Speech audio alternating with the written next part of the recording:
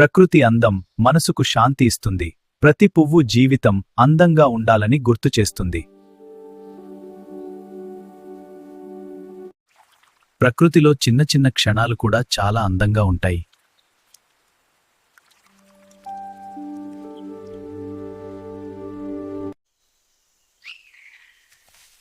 చిన్న జీవుల ఆనందం మనకు కూడా సంతోషాన్ని ఇస్తుంది. వర్షం వచ్చేసరికి ప్రకృతి ఆనందంతో నర్తిస్తుంది.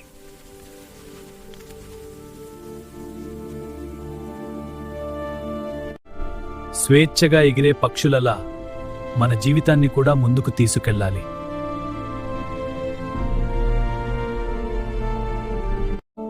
ప్రకృతిలో ప్రతి జీవి తన జీవితం అందంగా సాగిస్తోంది.